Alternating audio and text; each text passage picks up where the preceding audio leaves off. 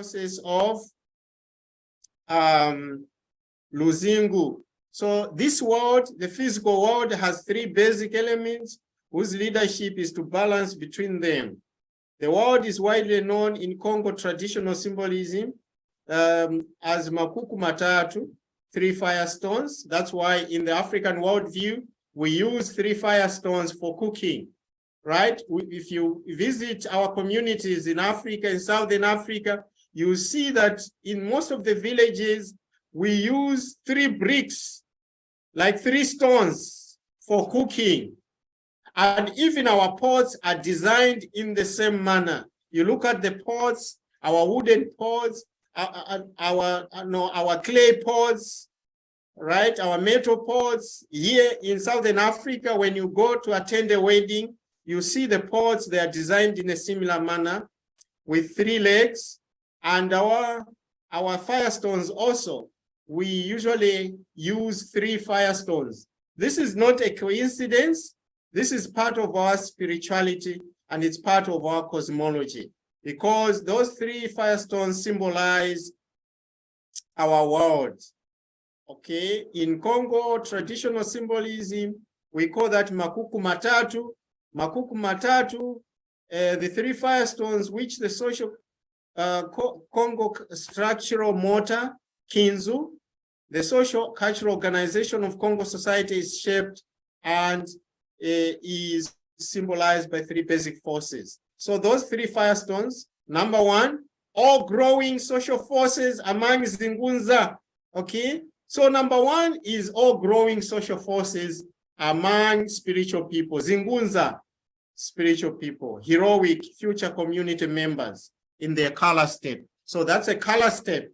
The second one, all positive capacities of present leaders and the leadership.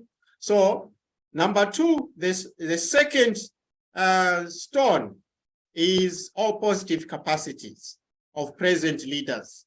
So Ntwadisi Simbi, Yanki Twadisi Kiau. The third one, the third firestone symbolizes the experience of specialists and their specialities, Nkuma, Zamba, Banganga, Yekinganga Kiao. So those are their specific skills, experiences. These make up their competencies and their specialities. So 1, we are looking at growing social forces that as a man, you must grow, become a man, you are growing. And the second one symbolizes positive capacities of present leaders. So as a leader, you have positive capacities that impact your community. And the third one is that of the experience of specialists. So all the healers you have in your community and their specific specializations. Those are the 3 firestones. So it's not a coincidence that in African homes, we have 3 firestones that are used for cooking and that are used in our cuisines and our kitchens. All right. So as a specialist, as I said, is something that is required of all its members, right? It's an expression of professional requirement in social organizations. So in Congo society, in African society, everyone is a free individual and a doer. Okay, you must be a doer, you must be a specialist, you must be a free individual. Muna Congo, mfumu na mfumu, nganga na nganga. Muna Congo, mfumu na mfumu, nganga na nganga. Right? You are a mfumu, you are a free individual, but you must also be a healer at the same time. A Mukongo was accepted as such. Okay, as a nganga in his community, if he could be a doer of something for the well-being of the community, right? As I've already said, you cannot be a human, you cannot be a muntu here in our worldview if you do not have a speciality, if you do not have a specialization, a specific skill that is of use to your community. So in a sense, we are saying that the concept of human and the concept of muntu or boto here in South Africa, we say Boto or Muntu. It's different. Human cannot mean Muntu. They are two different things. For the Westerner, a human is a generic term for everyone. A human, you are a human. But in our worldview, a Muntu is more than a human. A Muntu is more than a human. It's 100 times more than a human, because you have to be a nganga. You have to be a nganga. You have to be a leader. You have to be a rope that holds the community together. You have to be a leader, and you have to be someone who is incorruptible as a leader. So most of our leaders today in Africa do not qualify to be a Muntu in our African worldview. Do not qualify to be a Muntu. In our worldview, before the corruption, before the invasions, we qualified because we adhered to these principles, where a Muntu had to be a system within a system. Sun movement, the rising and setting of the sun, cycle of human life, birth, growth, death. Fireplace is called Zikwa with its 3 firestones. Divinatory calabash in upper world with its 3 differently colored ingredients, Dingu. So those are the symbolism. Okay, the symbolism of Nzaya Kuseke, upper world. The upper world is symbolized by the sun movement, is symbolized by the cycle of human life, which is birth, growth, death. As we saw in the cosmograph, you saw a man has to rise, birth, grow, stand erect in the zone, in the powerful zone, the V zone, and then he has to transition and become a good ancestor. So the fireplace, symbolized by its 3 firestones, divinatory calabash, this one is part and parcel of our worldview. There has to be a divinatory calabash. You know how a calabash looks like in Africa. So in the upper world, a calabash is not an accident.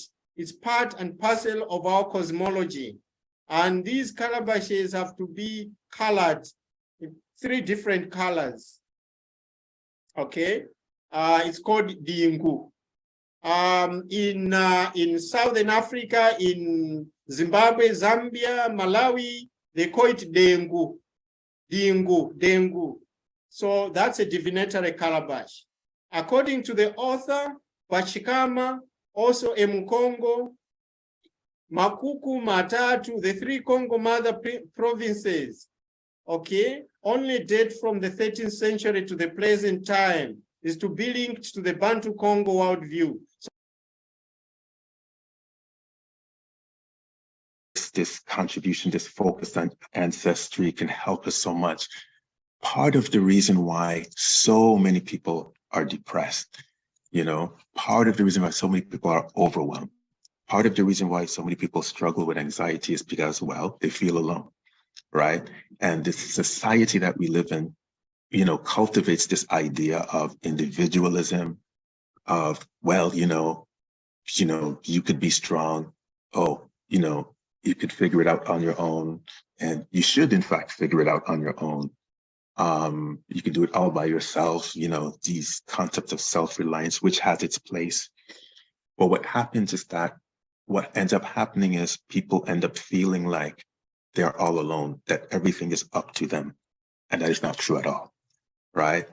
And so the benefit of our ancestral worldview is it allows us to tap into the notion of, no, we are part of a team. It's not, I don't have to figure it all out because I'm part of a team, I'm part of a collective.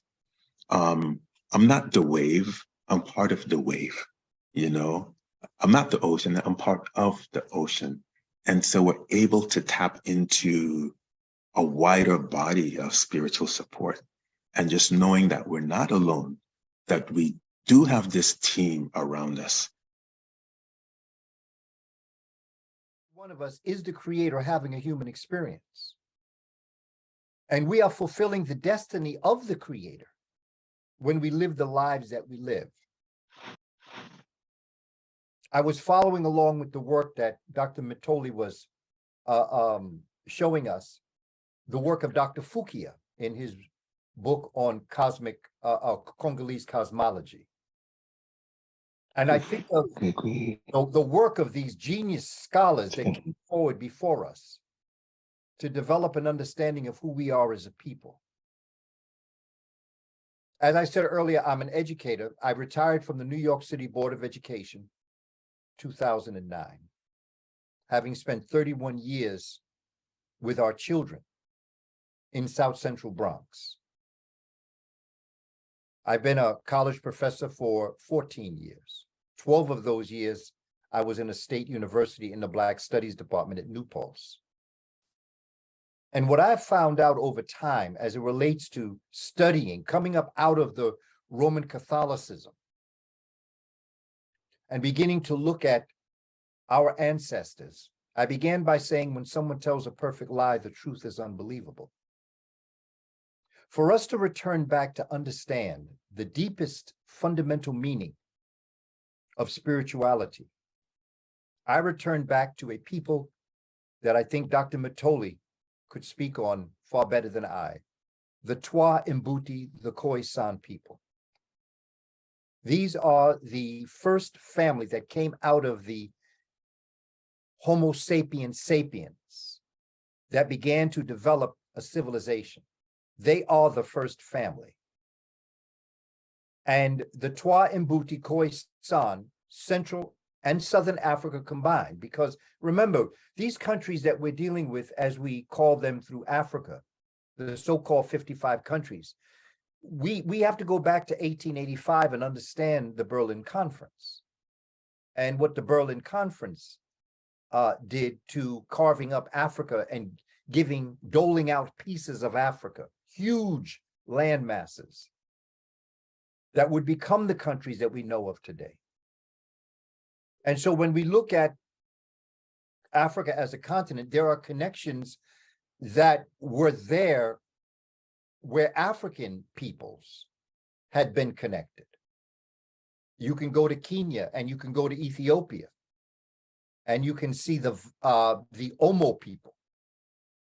When Kenya was separated from what we today call Ethiopia, the landmass of Ethiopia, the geography, the country, we know that the Omo people were split. There were Omo people in Ethiopia, north of Kenya, and there were Omo people that were south of Ethiopia. Yet when the country was split, the culture that came in and subjugated the African people changed.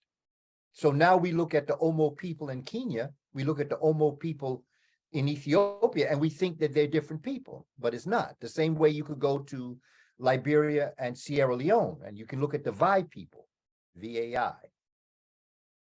When Liberia and Sierra Leone were separated from each other, you have on one side the Vai people, and on the other side you have the Vai people. You have one speaking one language, the other speaking another language, yet they're the same people. And so the great Senegalese scholar, Dr. Cheikh Anta Diop, teaches us in his book, his phenomenal book, Civilizational Barbarism. He tells us in his chapter on cultural identity that when someone wishes to oppress you, there are three things that they'll take from you. They'll take your history, they'll take your language, and they'll take your psychological factor. The great scholar Leonard Jeffries says that your psychological factor are your VIPs, your values, your interests, and your principles. And when someone takes your history, your language, your values, interests, and principles to oppress you, they then superimpose their history, their language, their values, interests, and principles on you. So that no matter what decision you come to in your life, being oppressed, it will never be in your favor because you're looking at the world through someone else's eyes. And I believe that the recapture and the restoration and the research that is to be done for us as an African people in the diaspora, but also at home. Because while we in the diaspora suffer from the psychological dimensions of, let's call it the enslavement process, because being with children, I don't teach children slaves were brought from Africa. We got to get rid of that word. Slave is a noun that describes who a people are. So in our children's minds, if a slave was taken from Africa, it would only make sense that they would be slaves in America. No. Human beings with great genius was stolen from Africa, and they were enslaved. They were kidnapped, held against their will in bondage, made to work against their own best interest for someone else's best interests. And so while the diaspora, we in the United States, the Caribbean, our brothers and sisters who speak Dutch in Holland, brothers and sisters in the UK speak English. In the Caribbean, Puerto Rico, República Dominicana, Cuba speaks Spanish. Brazil speaks Portuguese. We may have been enslaved, but there are many brothers and sisters on the continent of Africa who have been colonized. And so we're all in what the great musician Bob Marley says, we're all in a sleepless slumber. And we're all waking up out of this ma'afa, this terroristic disaster. And one of the things that we will have to do is to embrace our spirituality. Thank you for watching. If you enjoyed this video, for more amazing content like this, make sure you click the like button and subscribe. Don't forget to click the bell icon so that you get notified every time there's a new video.